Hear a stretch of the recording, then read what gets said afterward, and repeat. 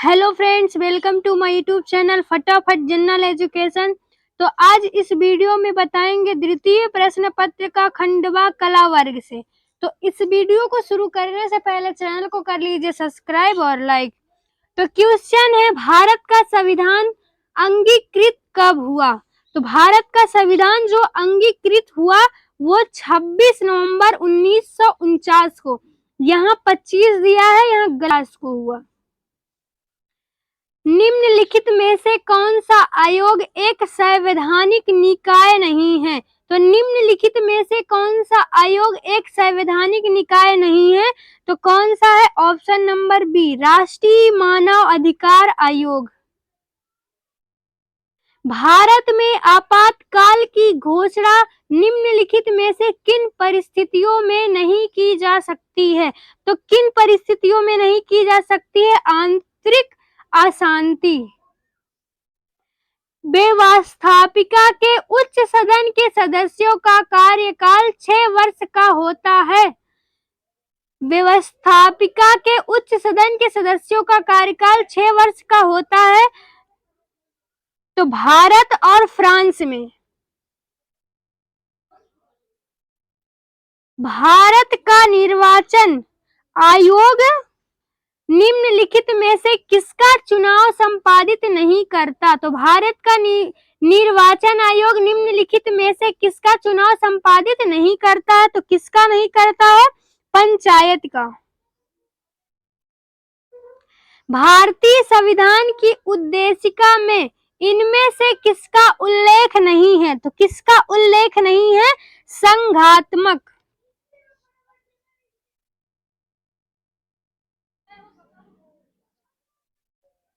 भारत में ईवीएम का प्रयोग प्रथम बार कब हुआ? तो भारत में ईवीएम का प्रयोग प्रथम बार कहाँ हुआ? कब हुआ? तो कब हुआ? 1998 में। शुद्ध वर्तनी वाले शब्द को पहचानिए। तो शुद्ध वर्तनी वाले शब्द को पहचानना है तो क्या होगा? लहू लुहान, ऑप्शन नंबर डी।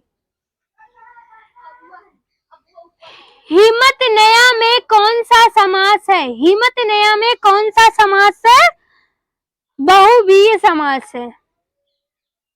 आंखों का काजल चुराना का अर्थ क्या होगा? आंखों का काजल चुराने का अर्थ होगा सफाई से चोरी करना।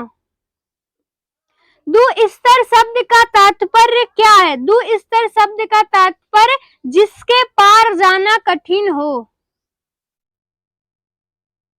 तद्भव शब्द का चयन कीजिए। तद्भव शब्द का क्या करना है? चयन करना है। तो कौन सा है? ऑप्शन नंबर सी, पहर।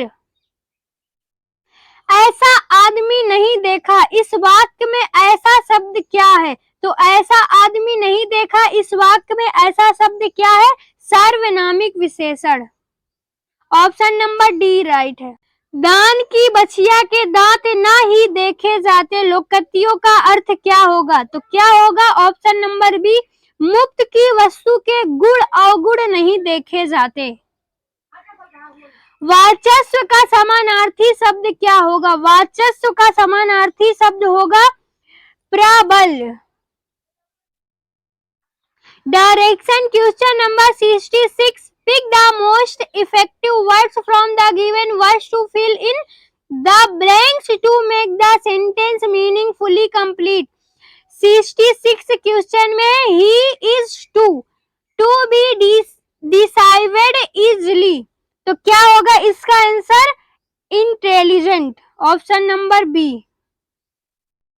Direction question number 67 and 68, in each of the following question choose the most suitable one words for the given impressions।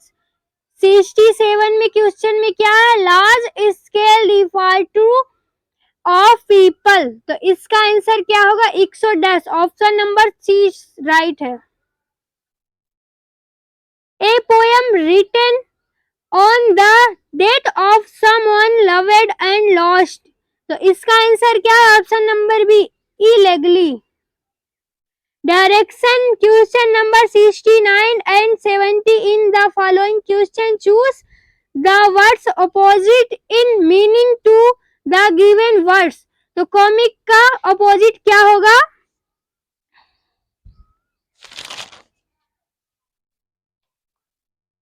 Tragic.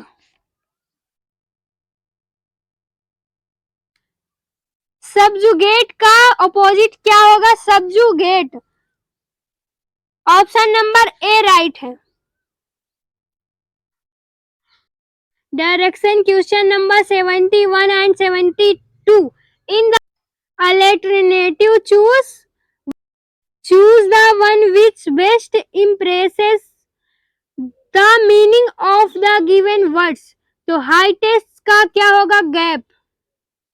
Option number C right है। 72 अनकैनी। अनकैनी का ऑप्शन नंबर सी राइट होगा। Strange. इतिहास के जनक के रूप में कौन जाना जाता है? तो इतिहास के जनक के रूप में कौन जाना जाता है? Herodotus. Option number B right. Bimbisara के राजकीय वैद्य का क्या नाम है? बिंबिसार के राजकीय वैद्य का क्या नाम है? जीवक। किस गुप्त राजा ने अश्वमेध का संपादन किया था? तो किस गुप्त राजा ने अश्वमेध का संपादन किया था? समुद्रगुप्त ने। ऑप्शन नंबर बी राइट है। शतपथ ब्राह्मण का संबंध किस वेद से है? यजुर्वेद से।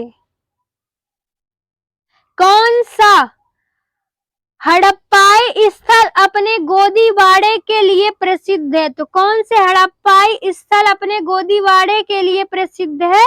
लोथल। ऑप्शन नंबर सी।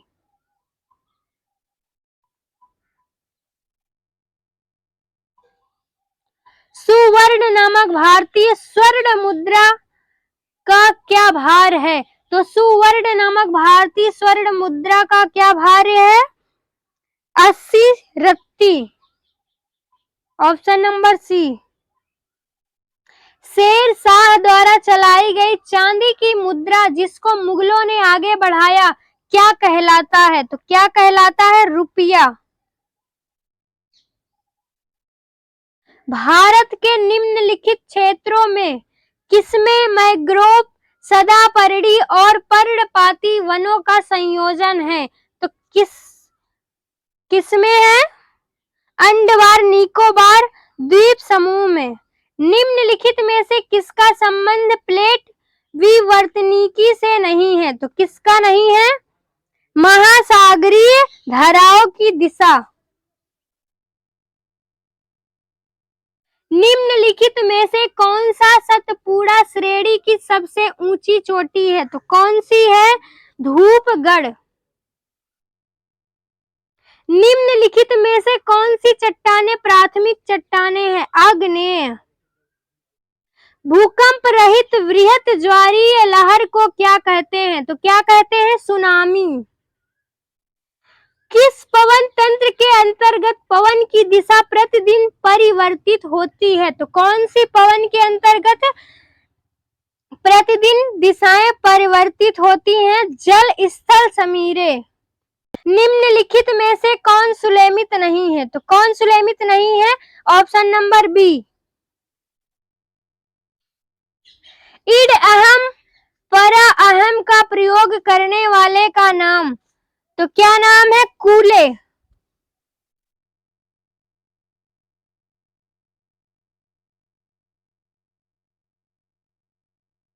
जनानकी का जनक किसे कहा जाता है? जनानकी का जनक किसे कहा जाता है? गुरु आंट को। ज्ञान मीमांसा क्या है? ज्ञान मीमांसा क्या है? ज्ञान का स्रोत। पंचायती राज व्यवस्था क्या है? पंचायती राज व्यवस्था लोकतंत्रीय विकेंद्रीकरण है। समाज एक अद्वितीय वास्तविकता है, यह किसका कथन है? तो किसका कथन है? एमिल दुर्खीम का। उपभोग की सीमांत प्रवृत्ति किसके बीच में स्थित होती है? तो किसके बीच में स्थित होती है? जीरो से एक। स्त्रीकरण का आधार क्या है? स्त्रीकरण का आधार क्या है? सामाजिक असमानता। यदि उपभोक्ता की आय में 50% की वृद्धि होती है और दूध की मांग में 25% की वृद्धि होती है, ऐसे में दूध की मांग की आय लोच कितनी है? तो कितनी है? 0.5। ब्याज के ऋण योग्य धनराशि के अनुसार ब्याज दरों में वृद्धि के साथ ऋण योग्य धनराशि की मांग क्या है? तो क्या होगी?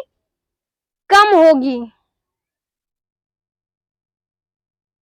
उन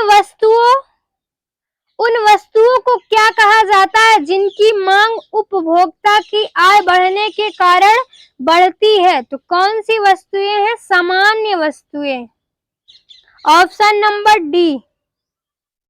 उपभोक्ता अधिशेष किसे संदर्भित करता है? तो किसे संदर्भित करता है?